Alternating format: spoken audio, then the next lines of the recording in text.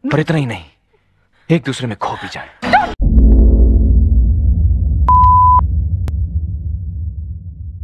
Halo teman-teman, jumpa lagi di channel kesayangan kaum rebahan. Kali ini kita akan membahas kisah cinta seorang playboy yang menemukan cinta sejatinya. Sebut saja lelaki playboy itu bernama Dave Karan Singh yang diperankan oleh om saya sewaktu muda, Amir Khan. Dan cinta sejatinya itu bernama Priya yang diperankan oleh Tante Manisha Koirala. Bagaimana kisah selanjutnya? Berkisah tentang romantisme cinta sejati antara Dave dan Priya di atas kapal pesiar. Dave adalah seorang playboy, suka bergonta-ganti pacar dan menyakiti banyak hati wanita. Sedangkan Priya adalah seorang gadis polos yang sudah bertunangan dengan seorang yang sangat berjasa pada dirinya. Perkenalan mereka berawal dari salah paham, teman-teman. Kemudian menjadi teman, lalu jatuh menjadi cinta yang dalam. Waktu itu, Priya tengah mengikuti sebuah festival se-Asia Tenggara di Singapura. Dan ia mendapat juara pertama. Nah, oleh karena ia meraih juara pertama tersebut, lalu Dewan Juri memberikan hadiah kepada Priya berupa tiket kapal pesiar yang berlayar dari Singapura ke India. Sedangkan Dave, si Casanova itu, datang ke Singapura bukan untuk urusan bisnis apapun. Ia hanya seorang seniman yang suka jalan-jalan, menghabiskan uang, bertualang, menemukan tempat-tempat baru, juga wanita-wanita baru. Maka berangkatlah kapal pesiar itu menuju India. Pada waktu memasuki kamar masing-masing, Priya salah kamar, tapi ia ngotot, Dave lah yang salah kamar. Lalu di sini terjadilah adu mulut antara Dave dan Priya. Tentu saja ini kesempatan bagi Dave yang rada-rada nakal tangannya. Sebenarnya Dave juga sudah bertunangan, hanya saja pertunangan Dave adalah pertunangan sepihak. Maksudnya adalah Dave tidak pernah mencintai Anita, anaknya si Tuan Singhania itu, seorang konglomerat India. Dave hanya memanfaatkan kekayaan si Tuan Singhania, karena bila ia meminjam uang di bank atas nama Tuan Singhania berapapun banyaknya, maka dengan polos bank akan memberikan pinjaman itu kepada Dave. Priya tidak seperti wanita-wanita yang pernah ia temui tentunya. Suatu hari ia datang ke kamarnya Priya. Pada saat Dave memerankan kebiasaan nakalnya, tiba-tiba Dave melihat foto Priya bersama seorang lelaki. Dari sanalah Dave tahu bahwa Priya punya tunangan. Lantas mengetahui Priya punya tunangan, bukannya Dave akan menjauh, malah Dave mengajak Priya untuk berselingkuh. Tapi kata Priya, oh tidak bisa, saya sudah punya tunangan. Lalu Dave pergi dengan perasaan gagal. Tapi sebelum pergi mereka membuat janji. Kata Priya, kita temenan saja. No main-main, no rayu-rayu, no love-love. Dan Dave menyetujuinya. देखो, कल सुबह जहाज एक खूबसूरत आइलैंड पे रुक रहा है। Pada suatu hari, kapal pesiar itu singgah di sebuah pulau. Ia berencana mengajak Priya jalan-jalan. Awalnya Priya tidak mau, tapi atas nama pertemanan, Priya pun mau jalan-jalan dengan Dave di pulau. Lalu sampai di pulau, Dave menemui seorang wanita. Tentu saja itu bukan bibinya, tapi pacarnya Dave. Pokoknya Dave ini teman-teman, di mana ada yang bening-bening di situ ada birahinya, termasuk di pulau ini. Dan Dave kemudian meninggalkan Priya sendirian. Lalu Dave berkencan dengan wanita pulau itu, lalu bernyanyi seperti film-film India pada umumnya. Nah, ketika bernehi-nehi aca-aca itu dari kejauhan, Priya melihat Dave mencium dan memeluk wanita itu. Dan entah setan apa yang merasuki Priya, ia membayangkan jika yang dicium dan dipeluk Dave itu adalah dirinya. Lalu diikutilah Dave dan wanita itu kemanapun mereka pergi. Hingga tak sadar, Priya hampir jatuh ke sebuah jurang. Dave ngomel-ngomel, lalu ditanyalah Priya, ngapain kamu kesini? Saya mengikutimu, kata Priya. Dan dari rautnya Dave, ada asumsi jangan-jangan Priya telah jatuh cinta sama dirinya. वैसे आप यहाँ कर क्या रही थी? मैं तुम्हारा पीछा कर रही थी। क्यों? Lalu Priya meminta Dave untuk kembali ke kapal karena sudah tidak kuat. Dan di kapal, Dave melamun atas peristiwa itu. Pikirannya agak terganggu. Seorang perempuan lainnya datang kepada Dave. Lalu perempuan itu mengajak Dave untuk main kucing-kucingan. Tapi Dave yang pikirannya masih terganggu dengan kejadian di pulau, langsung saja menolak ajakan perempuan itu untuk main kucing-kucingan. Malah Dave langsung berkata kepada perempuan itu bahwa ia tidak mencintainya dan memutuskan hubungan. Playboy mah bebas, bos. Tak jauh dari sana, tiba-tiba Priya muncul lalu menghampiri Dave, kemudian mencibirnya. Kata Priya, kok suka sekali ya melihat seorang penjahat kelamin tiba-tiba jadi alim? Dave hanya senyum-senyum saja, pertemanan mereka semakin dekat.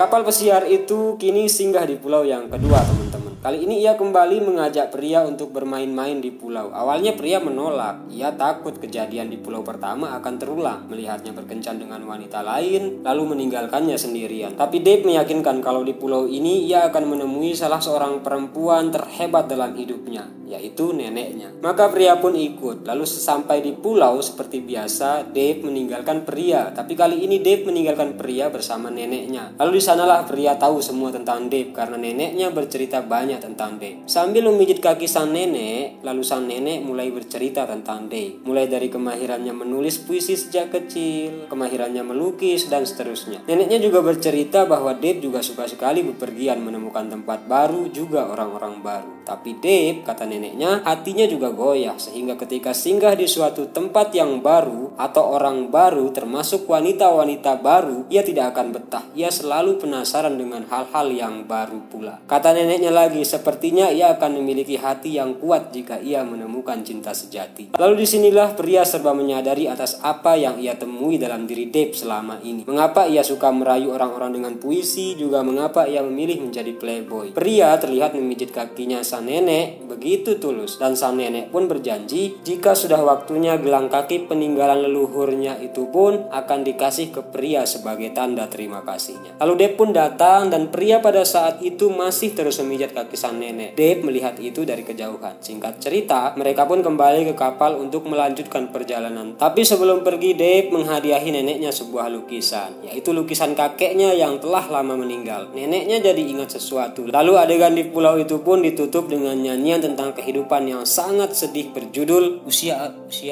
Arham.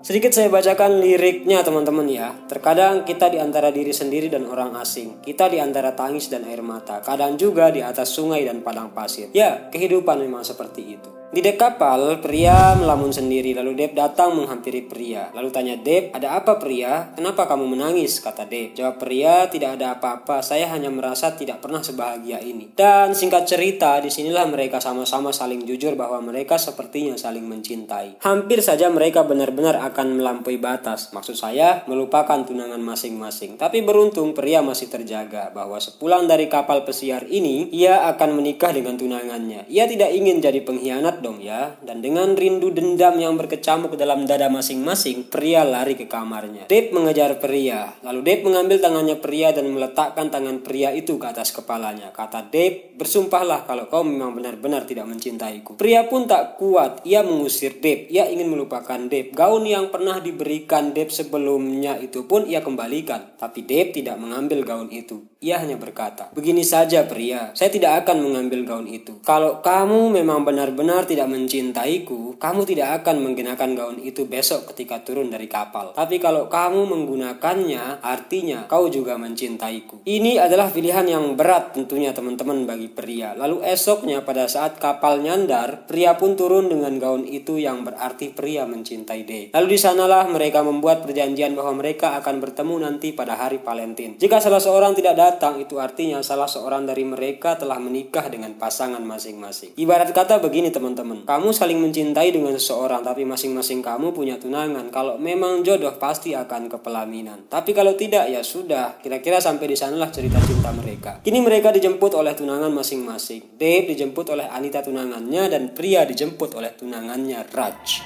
वहाँ कहाँ देख रही हो? हम तो यहाँ खड़े हैं right in front of you. Pada suatu hari, Tuan Singhania mengadakan acara di rumah.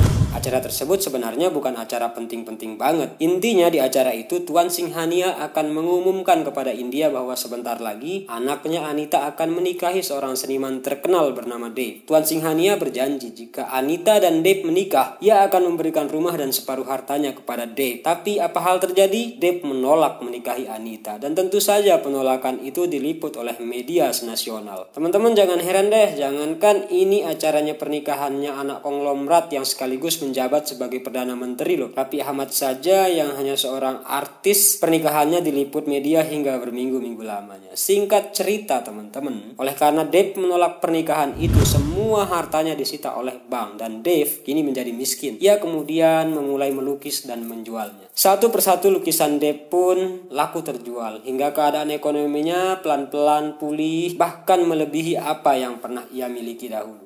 Kabar penolakan Dave menikah dengan Anita pun sampai ke pria. Tapi pertunangan tetaplah pertunangan. Ia akan menikah dengan Raj, sekalipun hatinya berat untuk melakukan itu. Suatu hari Raj datang kepada pria. Raj berkata kepada pria bahwa selama ia pergi ke Singapura kemarin, Raj telah jatuh cinta pada seorang wanita ketika mengikuti seminar di London. Raj dan wanita itu hampir akan merencanakan pernikahan, tapi beruntung Raj ingat pria yang saat itu menjadi tunangannya. Lalu Raj bertanya kepada pria, "Benarkah yang saya lakukan ini?" Lalu jawab pria, "Tentu saja tidak benar, Raj. Kalau kamu memang benar-benar mencintai perempuan itu, maka menikahlah dengannya. Cinta lebih penting dari sekedar janji, Raj." Mendengar jawaban pria itu, langsung saja Raj melabrak pria. "Kalau begitu, kenapa kau memilih saya? Kenapa kau menyuruh Dave melupakanmu?" Langsung saja pria tidak bisa berkata-kata. Ternyata teman-teman, cerita Raj bertemu dengan seorang wanita di London itu hanyalah akal-akalan saja untuk membongkar apa yang terjadi dalam diri pria. Raj sebenarnya mengetahui hubungan pria dan Dave sudah lama, kan sejak di penjemputannya di kapal pesiar itu. Tapi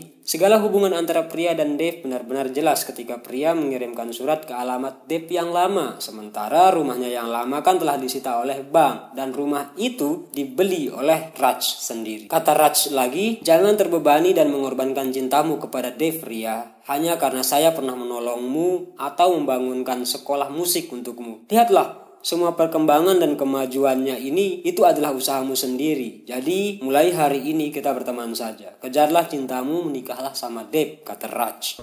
Akhirnya hari Valentine itu pun tiba. Seperti yang sudah mereka sepakati ya teman-teman, mereka akan bertemu di suatu tempat terbaik. Di sana mereka akan melangsungkan pernikahan jika hari Valentine itu tiba.